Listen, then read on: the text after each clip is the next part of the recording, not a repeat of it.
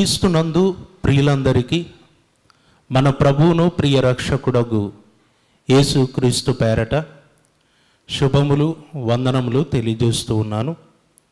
ప్రియులారా, బైబిల్ ప్రశ్నకు బైబిల్ సమాధానమను ఈ కార్యక్రమంలో మాకు పంపబడినటువంటి ప్రశ్నల్లో మరొక ప్రశ్న నంద్యాల ప్రాంతంలో ఉన్నటువంటి సహోదరులు సామేలు గారు పంపించారు. వారు అడుగుతున్నటువంటి ప్రశ్న ఏంటంటే, విగ్రహములకు అర్పించినవి తినవచ్చా తినకూడదా అన్నది సహోదరులు అడిగారు. దీనికి బైబిల్ ప్రకారం మనం సమాధానాన్ని నేర్చుకోవటానికి మనం సిద్ధపడదాం. ప్రస్తుతం క్రైస్తవ సమాజంలో ఈ ప్రశ్న క్రొత్తదేమీ కాదు. మరి చాలామంది అడుగుతూనే ఉంటారు. అలాగే దీనిపై చాలామంది బోధకులు కూడా సమాధానం చెప్పారు. అయితే మరి క్రైస్తవ సమాజంలో దీని విషయంలో రెండు మాటలు వినబడుతున్నాయి. విగ్రహములకు అర్పించినటువంటి వాటిని తినవచ్చా తినకూడదా అనే విషయంలో క్రైస్తవ సమాజంలో రెండు మాటలు వినబడుతున్నాయి. ఒకరేమో తినవచ్చు అంటారు, మరొకరేమో తినకూడదు అంటారు. అయితే దీనికి బైబిల్ ప్రకారం బైబిల్ ఏం చెప్పింది, బైబిల్లో వ్రాయబడినటువంటి దేవుని మాటలేంటి, తినవచ్చా తినకూడదా అన్నది బైబిల్లో ఏ విధంగా చెప్పబడుతుందో మనం వాక్యానుసారంగా నేర్చుకోవటానికి సిద్ధపడదాం. అపోస్తలుడైన పౌలు గారు కొరింథీయులకు రాసినటువంటి మొదటి పత్రిక 8వ అధ్యాయములో అధ్యాయం మొత్తం ఈ విగ్రహములకు బలిగా అర్పించిన వాటి విషయమే రాశాడు.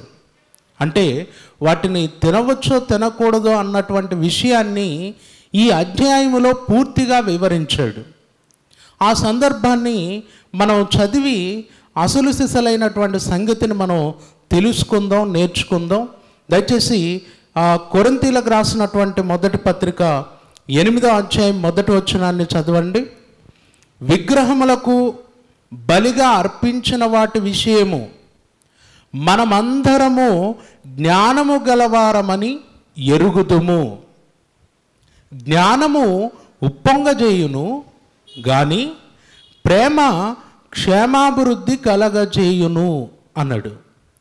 ఇక్కడ చూడండి, పౌలు గారు 8వ అధ్యాయం మొదటి వచనములో మొదటి మాటగా రాసినటువంటి విషయం ఏంటంటే, విగ్రహములకు బలిగా అర్పించిన వాటి విషయము అన్నాడు. అంటే విగ్రహములకు బలిగా అర్పించిన వాటి విషయం తినాలో తినకూడదో వ్రాయటానికి ప్రారంభించి మొట్టమొదటిగా ఆయన చెబుతున్నటువంటి మాట ఏంటంటే, మనమందరము జ్ఞానము గలవారమని ఎరుగుదుము అన్నాడు. మనమందరము జ్ఞానము గలవారము. మనమందరము అంటే ఇక్కడ క్రీస్తునందు విశ్వాసం ఉంచిన వారిని ఉద్దేశించి మాట్లాడుతున్నటువంటి మాట. కొరింథీ సంఘములో విగ్రహములను విడిచిపెట్టి క్రీస్తులోనికి వచ్చిన వారు, సంఘముగా కట్టబడుటకు వచ్చిన వారు అనేకులు ఉన్నారు. కాబట్టి వారందరిని ఉద్దేశించి పౌలు గారు అంటున్నారు, మనమందరము జ్ఞానము గలవారమని ఎరుగుదుము అన్నాడు. అని వెంటనే ఏమంటున్నాడంటే, జ్ఞానము ఉప్పొంగజేయును గాని ప్రేమ క్షేమాభివృద్ధి కలగజేయును అన్నాడండి. జ్ఞానము ఉప్పొంగజేస్తుందట, ప్రేమ క్షేమాభివృద్ధి కలగజేస్తుందట. ఎందుకు పౌలు గారు విగ్రహములకు బలిగా అర్పించిన వాటి విషయమును గూర్చి ప్రస్తావిస్తూ మొట్టమొదటే జ్ఞానమును గూర్చి ప్రేమను గురించి ప్రస్తావించాడు?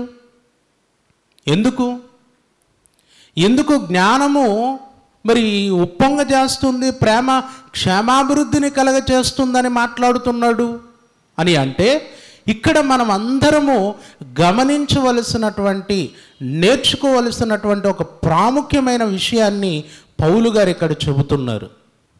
అదేంటంటే, విగ్రహములకు బలిగా అర్పించిన వాటిని, ఇదిగో జ్ఞానము కలిగిన వాడు, కేవలం జ్ఞానము కలిగిన వాడు తింటాడు. జ్ఞానము కలిగిన వాడు తింటాడు. అయితే జ్ఞానముతో పాటు ప్రేమ కలిగిన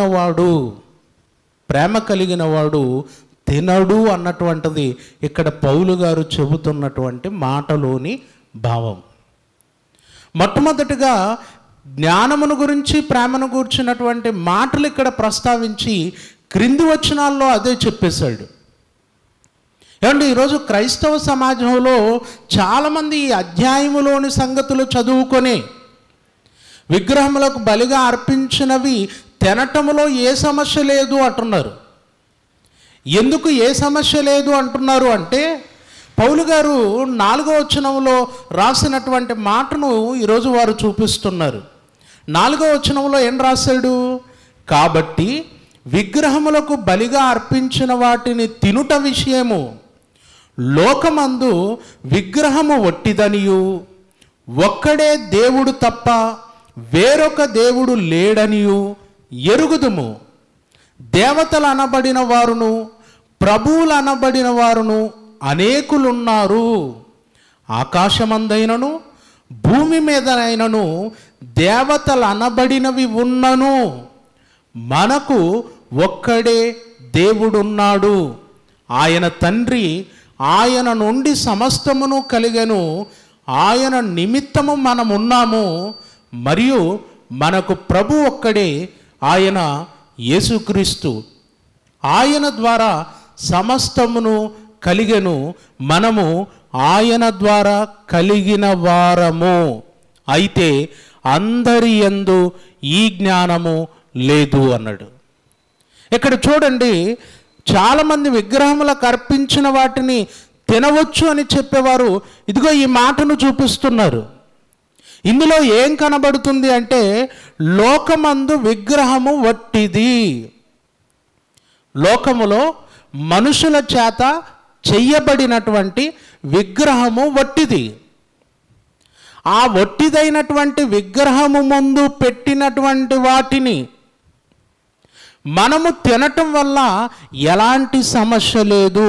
ఎందుకంటే మనందరికీ దేవుడు ఒక్కడే, ఆయన మనకు తండ్రి.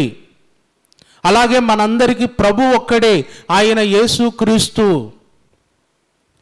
దేవుడు ఒక్కడే ఉన్నప్పుడు మనుషుల చేత సృజించబడినటువంటి విగ్రహములు, ఆ విగ్రహముల ముందు పెట్టిన వాటిని తినటం, ఇది మనకు ఎలాంటి సమస్యను కలగజేయదు. ఎందుకంటే విగ్రహం వట్టిదైనప్పుడు దాని ముందు పెట్టినటువంటివి ఏమాత్రం కూడా మనకు హానికరము కాదు, ఇబ్బందికరము కాదు. వాటిని తినటం వల్ల ఎలాంటి సమస్య లేదు అన్నటువంటిది ఈరోజు విగ్రహములకు బలిగా అర్పించిన వాటిని తినవచ్చు అనే వారి వాదన. ఈ రాయబడినటువంటి ఈ మాటను బట్టి మాట్లాడుతున్నారు. అయితే వారు ఇక్కడ ఒక విషయాన్ని గమనించాలి. అదేంటంటే 8వ అధ్యాయము 13వ వచనంలో పౌలు గారు అన్న మాట చూడండి. 8వ అధ్యాయము 13వ వచనం, కాబట్టి భోజన పదార్థముల వలన నా సహోదరునికి అభ్యంతరము కలిగిన ఎడల, నా సహోదరునికి అభ్యంతరము కలగజేయకుండుటకై నేనెన్నటికి మాంసము తినను అన్నాడండి. నా సహోదరునికి అభ్యంతరము కలగజేయకుండుటకై నేనెన్నటికి మాంసము తినను అండి. ఇక్కడ విగ్రహములకు అర్పించిన వాటినే కాదు, పౌలు గారు తన సహోదరునికి అభ్యంతరము కలగజేయకుండా ఉండుటకై అసలు మాంసము తినటమే మానుకున్నాడట. అంటే ఇక్కడ పౌలు గారు చెబుతున్నటువంటి ఈ మాటల్లోని ఉద్దేశాన్ని ఒకసారి ఆలోచించండి. నీవు జ్ఞానవంతుడవైతే విగ్రహముల దగ్గర పెట్టింది తింటావు, జ్ఞానం కలిగిన వాడు.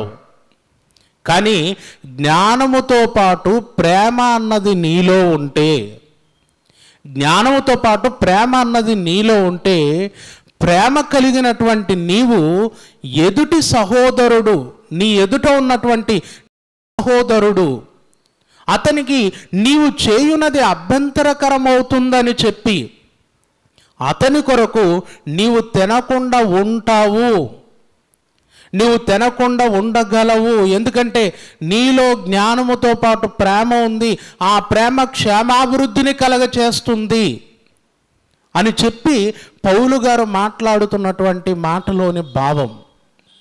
అంటే ఇక్కడ విగ్రహములకు అర్పించిన వాటిని తినే విషయంలో పౌలు గారు సూటిగా చెబుతున్నటువంటి మాట ఏంటంటే, ఇదిగో నీవు విగ్రహములకు అర్పించిన వాటిని తినటానికి ఇదిగో నీవు జ్ఞానము కలిగిన వాడవై ఆలోచిస్తే అందులో తినటం వల్ల ఎలాంటి సమస్య లేదు. విగ్రహం వట్టిది, తినవచ్చు, సమస్య లేదు. కానీ అందరి యందు ఈ జ్ఞానము లేదు అన్నాడు. అందరి యందు ఈ జ్ఞానము లేదు. ఏ జ్ఞానం? నీకున్నటువంటి జ్ఞానం. ఈరోజు విగ్రహముల ముందు పెట్టినవి తినవచ్చా తినకూడదా, తింటే సమస్య ఏంటి, తినకపోతే సమస్య ఏంటి, వీటన్నిటి పట్ల ఒక అవగాహన కలిగినటువంటి సహోదరుడు అండి, జ్ఞానము కలిగినటువంటి సహోదరుడు తినటానికి సిద్ధపడతాడు.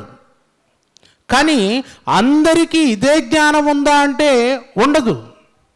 అందరికీ ఇదే జ్ఞానం ఉండదు.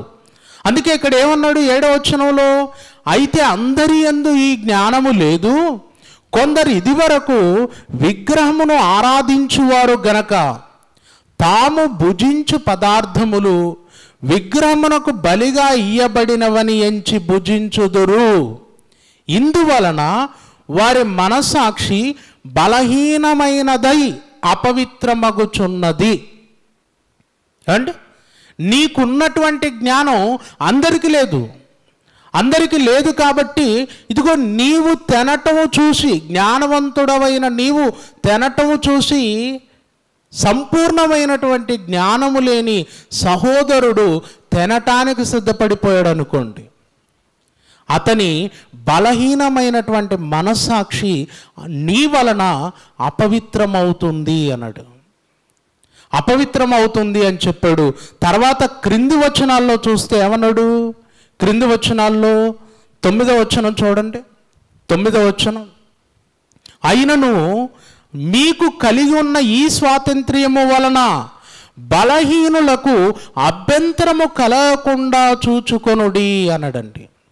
మీకు కలిగి ఉన్న ఈ స్వాతంత్ర్యము వలన, ఇదిగో తినటానికి నీకు స్వాతంత్ర్యం ఉండొచ్చు, నీకు జ్ఞానం ఉండొచ్చు, ఇదిగో విగ్రహం ముందు పెట్టినటువంటి తినటం వల్ల ఎలాంటి సమస్య లేదన్నటువంటి ఆలోచన, వివేచన నీకు ఉండొచ్చు. కానీ నీకున్నటువంటి జ్ఞానము వలన ఒక సహోదరుడు ఏమైపోతాడు? ఇదిగో అతడు క్రీస్తుకు దూరం అయ్యేటటువంటి పరిస్థితి, అతడు నశించిపోయేటటువంటి పరిస్థితి కలుగుతుంది. బలహీనుడైనటువంటి ఆ సహోదరుడు ప్రభువులో నుండి వేరయ్యేటటువంటి పరిస్థితి కలుగుతుంది నీ జ్ఞానం వలన.